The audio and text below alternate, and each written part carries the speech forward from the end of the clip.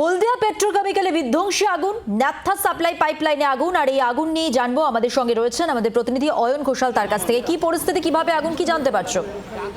স্থানীয় সূত্রে খবর, ভোর 4টে নাগাদ পেট্রোকেমিক্যালসে আগুন লাগে এবং পাইপলাইন যেখান দিয়ে ন্যাপথা সাপ্লাই হয় সেই ন্যাপথা লিক করে এই আগুনটা কার্যত এই মুহূর্তে নিয়ন্ত্রণের বাইরে চলে গেছে। ন্যাপথায় লাগা আগুন, এই আগুনকে নেভাতে দমকলের সাধারণ জল বা ফোম কোনোটাই কাজে লাগে না। এক্ষেত্রে বিশেষ এক ধরনের কেমিক্যাল থাকে যেগুলো ন্যাপথার মধ্যে কন্টিনিউয়াসলি স্প্রে করলে একটা সময়ের পরে ন্যাপথাগুলি নিষ্ক্রিয় হয় এবং আগুনটা নেভে। এখনো পর্যন্ত সেরকম কোনো ব্যবস্থা করা সম্ভবপর হয়নি, এমনটাই দমকল সূত্রে খবর। 13 নম্বর ওয়ার্ড চিরঞ্জিতপুর এলাকা, সেখানে প্রথম আগুনের উৎস।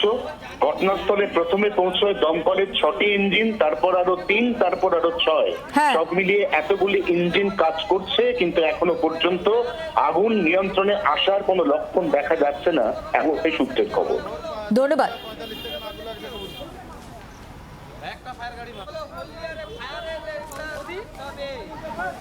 কথা বলবো, আমাদের সঙ্গে রয়েছেন, টেলিফোনে যোগাযোগ করেছে আরেক প্রতিনিধি কিরণ মান্নার সঙ্গে। কিরণ, এই মুহূর্তে কি পরিস্থিতি?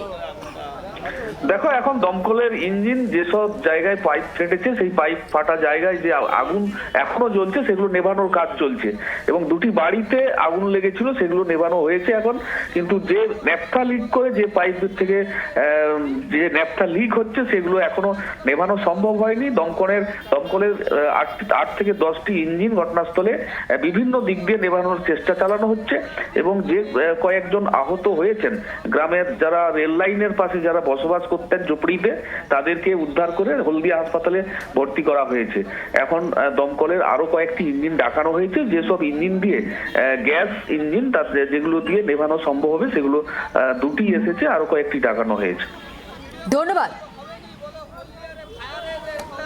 পুরসভার 13 নম্বর ওয়ার্ডের চিরঞ্জিতপুর এলাকায় আগুন লেগে যায় 2টি বাড়িতেও। দমকলের একাধিক ইঞ্জিনের চেষ্টায় ফেটে যাওয়া পাইপলাইন এবং বাড়িতে আগুন নিয়ন্ত্রণে আনার কাজ চলছে। এই মুহূর্তে সেই ছবি আপনারা দেখতে পাচ্ছেন। কয়েকজন আহত উদ্ধার করে হলদিয়া মহকুমা হাসপাতালে নিয়ে যাওয়া হয়েছে। অনেকটা এলাকা জুড়ে এই বিধ্বংসী আগুন ছড়িয়ে পড়েছে। দেখতে পাচ্ছেন গোটা এলাকা কালো ধোঁয়ায় ঢেকে গেছে।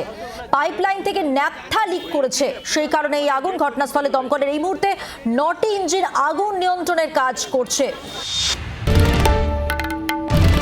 বাংলার আওয়াজ, বাঙালির আবেগ, জি 24 ঘন্টা।